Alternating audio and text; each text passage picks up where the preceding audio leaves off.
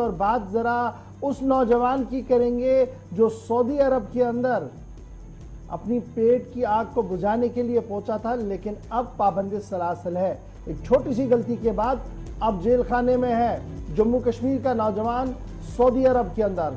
और खबर जो सामने आ रही है वो ये आ रही है कि कश्मीरी नौजवान सऊदी अरब के अंदर है और पिछले 2 साल से वो सऊदी अरब की जेल के अंदर है और मामला सिर्फ फेसबुक पर फ़ोन नंबर को शेयर करने का है। जो लोग लगातार ये कह रहे हैं कि मुल्क के अंदर जी समाजी राब्ता साइटों पर गहरी नज़र रखी जा रही है, कुछ लिखने नहीं दिया जा रहा, यहाँ फ़ोन नंबर को शेयर किया गया था, 2 साल से जेल में है। और वो जो शेयर किया गया था नंबर, वो अपने दूसरे कश्मीरी नौजवान को जिसका ताल्लुक कश्मीर से है लेकिन इन दिनों ईरान के अंदर था, जब आपस में राब्ता हुआ था और फौरन से बेशतर सऊदी इंतज़ामिया ने गिरफ्तारी की। जावेद अहमद मीर छतरगाम का है, इसे सऊदी इंतज़ामिया ने गिरफ्तार किया 18 मार्च सन 2020 को।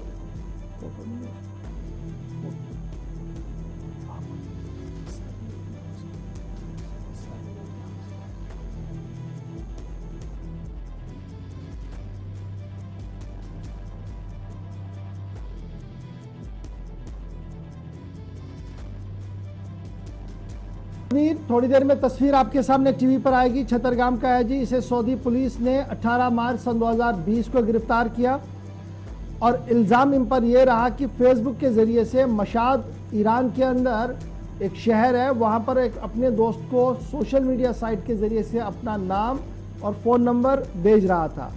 वालिद की तरफ से कहा गया कि ये जो जावेद है ये 2 बेटियों का बाप है और जुडिशल कस्टडी दमाम के अंदर है। इंटेलिजेंस ऑफिसर्स लगातार इनसे पूछताछ कर रहे थे और विदाउट ट्रायल इसे वहां पर रखा गया है।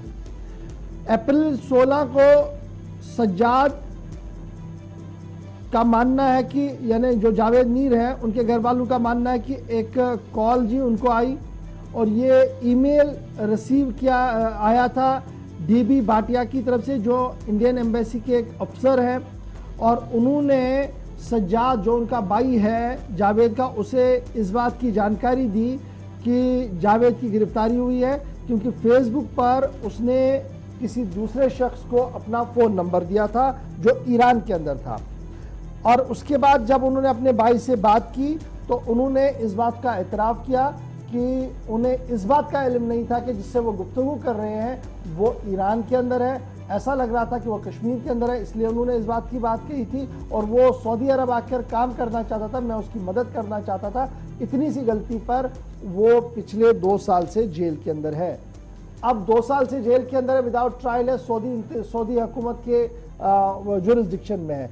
खबर ये है कि वालिदैन इंतहाई मजरूब है, परेशान है, गरीब है, उस तरीके का एफर्ट्स नहीं कर पा रहे हैं ताकि बेटे की रिहाई हो। यही वजह है कि अब उन्होंने लेफ्टिनेंट गवर्नर से लेकर वजारत खारजा के बड़े अफसरों तक गुहार लगाई है कि बेटे की रिहाई को यकीनी बनाया जाए, क्योंकि घर में 2 बेटियां बाप का इंतज़ार भी कर रही है। इस घर में उस वक्त मातम भी बचा जब सऊदी इंतज़ामिया ने दर्जनों लोगों को सरेआम फांसी देने की बात कही, जिसके बाद इंतहाई